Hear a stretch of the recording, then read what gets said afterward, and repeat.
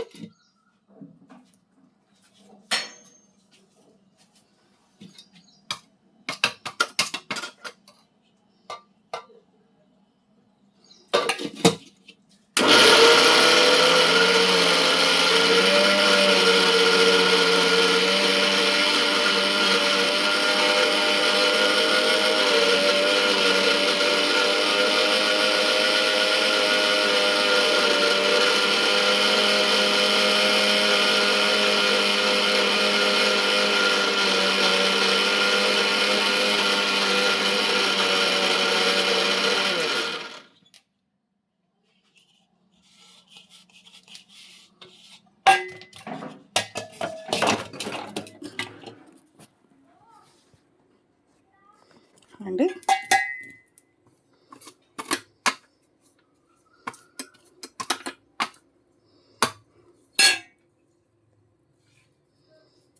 ఆవపిండి అండి. ఓకే, కొంచెం చల్లబడ్డ తర్వాత నేను పచ్చళ్ళు కలుపుతానండి. హాయ్ అండి, గుడ్ మార్నింగ్ అండి. నేనండి విజయలక్ష్మి భవాని మాట యూట్యూబ్ ఛానల్. సబ్స్క్రైబ్ చేయండి, షేర్ చేయండి, లైక్ చేయండి, కామెంట్ చేయండి, సరేనా?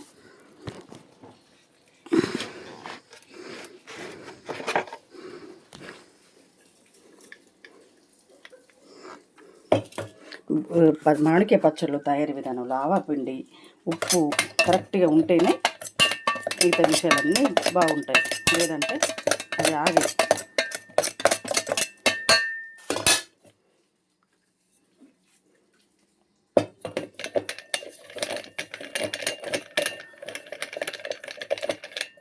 నేను మామిడికాయ పచ్చడి, నిమ్మకాయ పచ్చడి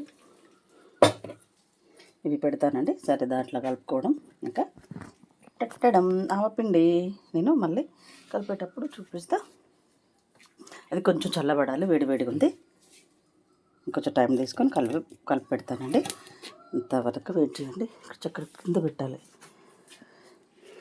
పడిపోకుండా ఉండే ప్లేస్లో.